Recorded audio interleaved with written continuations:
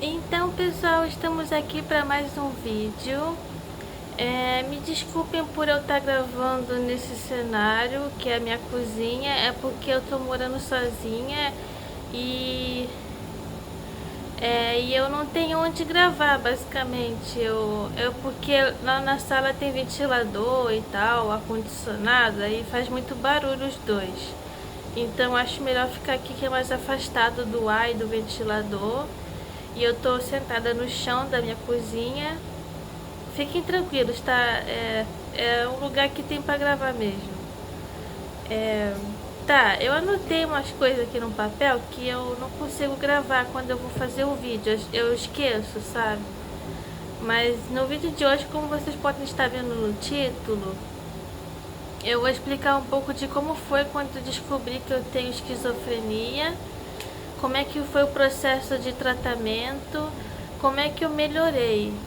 E vou também falar minha opinião sobre internação, vou falar também sobre a minha opinião sobre doar animais e essas coisas.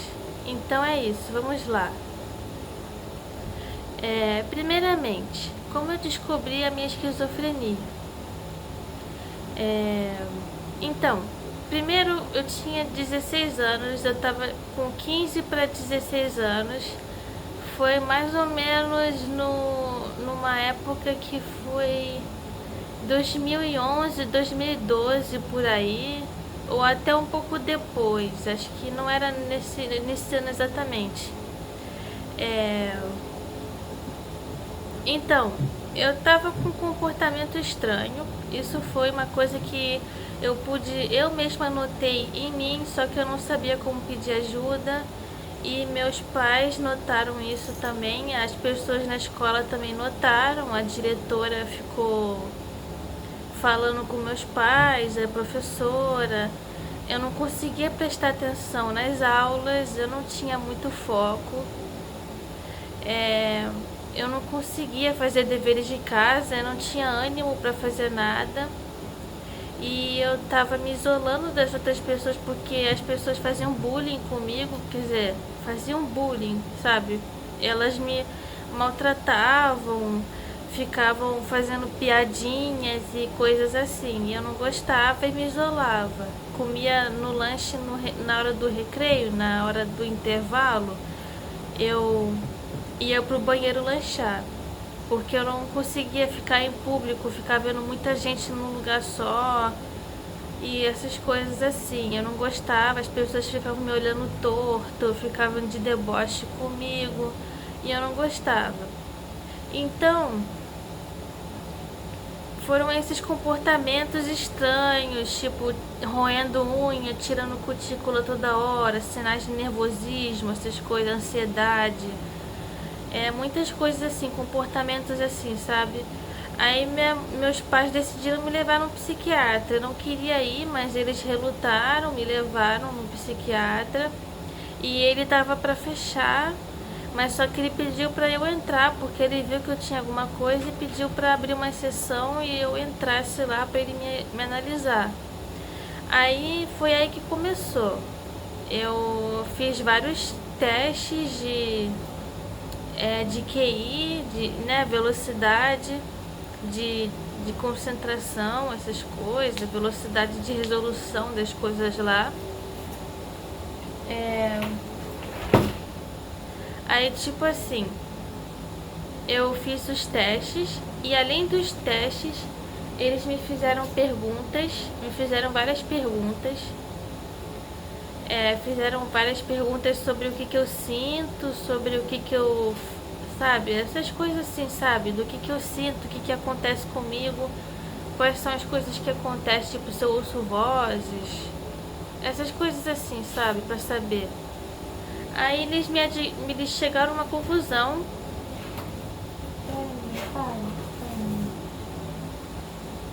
Eles chegaram numa conclusão de que eu era esquizofrênica, que eu tinha esquizofrenia paranoide. Aí é isso, foi essa a conclusão deles. Aí o que aconteceu? Foi aí que começou a base dos medicamentos. Eles me indicaram, né? Indicaram medicamentos e eram muito fortes para mim na época. eu não conseguia ficar acordada, eu dormia muito, dormia o dia todo. É, eu dormia muito e eu não conseguia fazer as coisas direito, as coisas que eu queria.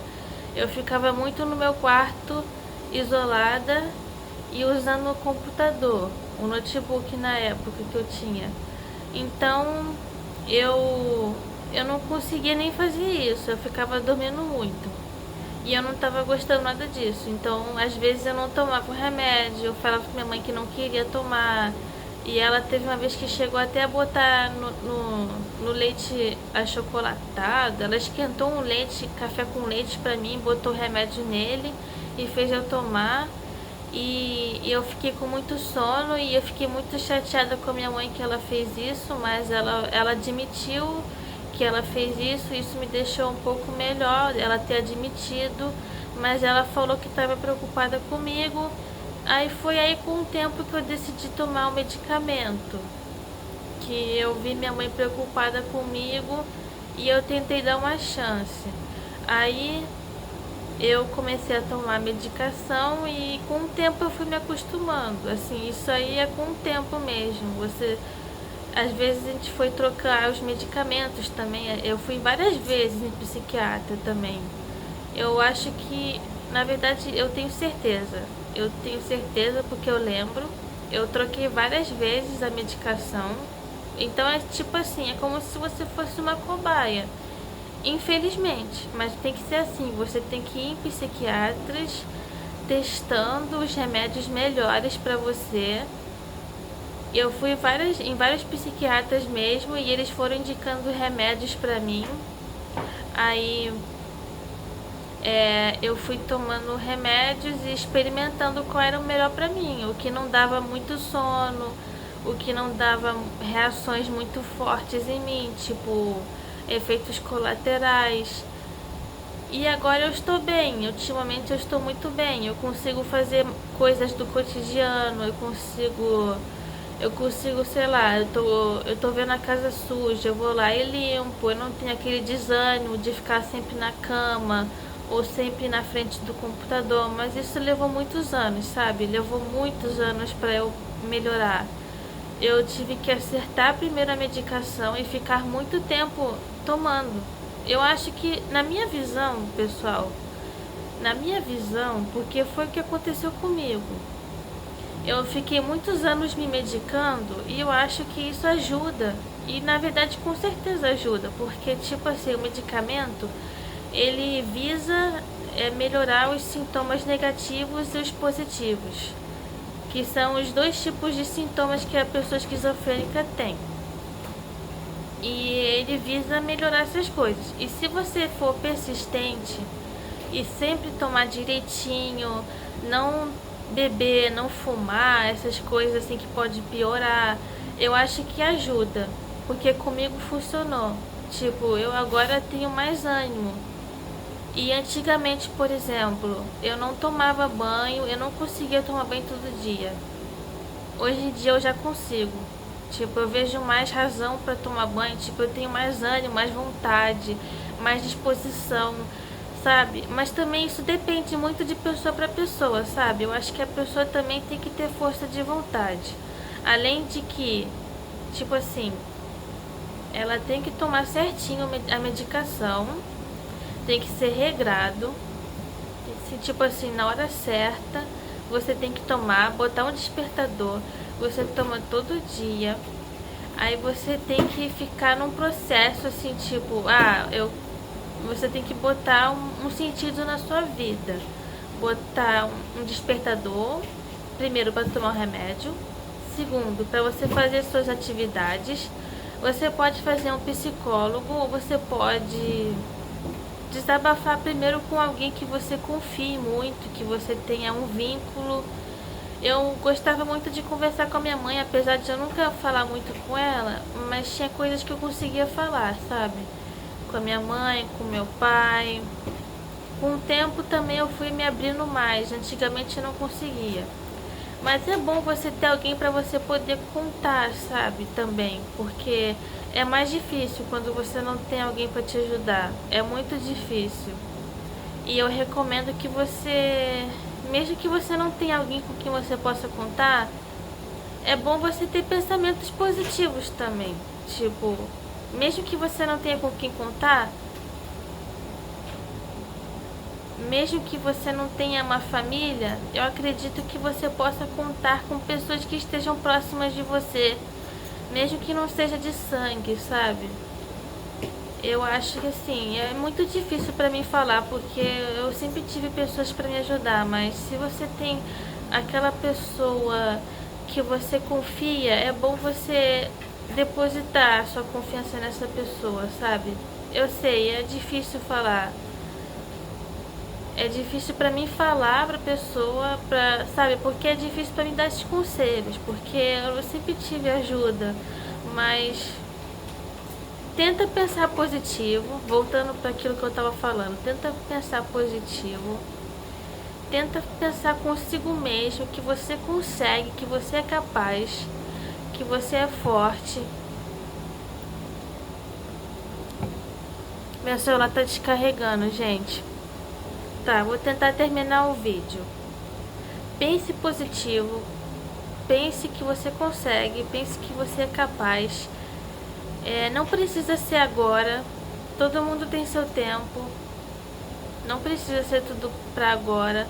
Eu levei muitos anos pra conseguir realmente cuidar de casa, fazer as coisas. Eu me mudei pra morar sozinha justamente por conta disso, porque eu queria fazer as coisas sozinha, dentro de casa, essas coisas, e eu consigo hoje em dia. E eu confesso que eu nunca bebi, nunca fumei nada. Nunca bebi, nunca fumei. Eu sempre tomei os remédios regrado e comigo funcionou. Pode ser que com outras pessoas demore mais, pode ser que com outras pessoas o resultado seja muito rápido, mas a única chance é você testar e confiar no processo, entendeu? É isso. Agora deixa eu ver se falta só algumas coisas aqui pra falar. A minha opinião sobre doar os animais. Tipo assim, eu lembro de uma época que eu tive que doar meus bichinhos porque meus gatos estão aprontando, tá, gente? Não liga pro barulho. Eu lembro que eu tive que doar meus bichinhos porque na época eu não tava legal pra cuidar deles e eu queria ter e eu peguei por impulso. Foi um erro meu? Foi. Mas o ato de doar às vezes é um ato de amor também. Porque na época eu não estava podendo cuidar por conta da minha doença, por conta do meu transtorno, aliás. E eu não podia cuidar, entendeu? E para eles não sofrerem, eu queria doar para alguém que pudesse cuidar. Isso não é um ato de, de alguém que não ame os animais. Muito pelo contrário, a pessoa ama e quer que ele tenha uma vida melhor, mesmo que ele sinta falta do antigo dono, entendeu? Tá, agora deixa eu ver. A minha opinião sobre internação. A minha opinião sobre internação numa clínica, eu acredito que a pessoa só deve ser internada em casos extremos, em caso de risco de vida, numa emergência, assim, internar numa emergência, assim, que aceite e botar a pessoa lá para ficar ali, para poder regular os remédios, essas coisas assim. E eu acredito que é melhor sim em caso de emergência, mas eu não acredito que seja uma solução, sabe, para pessoas que não têm um caso muito grave, sabe? Para pessoas que têm um caso grave, eu acredito que seja bom internar. Mas tem pessoas que não se dão bem ficando presas em lugares limitados. No meu caso foi assim, eu não estava me dando bem ficando presa. Eu tenho que ficar livre. Entendeu? No meu caso, eu devia ficar livre e me tratar fora. Como o caso de muitas pessoas também, que fica presa, não se dá bem e que seria melhor ficar solto, assim, na liberdade, mas que fosse tratado nessa liberdade. Assim, tipo, que fosse num psiquiatra, psicólogo, que fizesse terapias, porque muitas vezes as terapias de uma internação não são tão boas quanto as de fora, entendeu? Então é isso.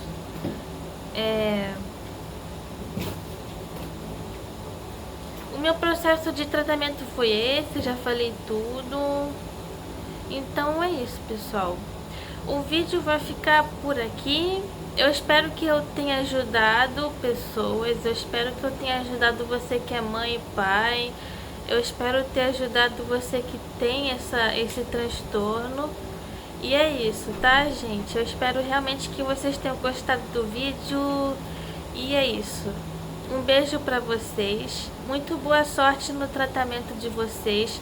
Não esqueçam, confiem no processo que vai dar certo, tá, gente? Vocês não podem desistir. Vocês têm que ser fortes, que eu sei que vocês conseguem, tá? É isso. Um beijo. E até o próximo vídeo. Quem sabe eu faço um vídeo também falando de outras coisas legais também que possa ajudar as pessoas. Claro, não é legal falar, mas é uma coisa que é importante, entendeu? É isso.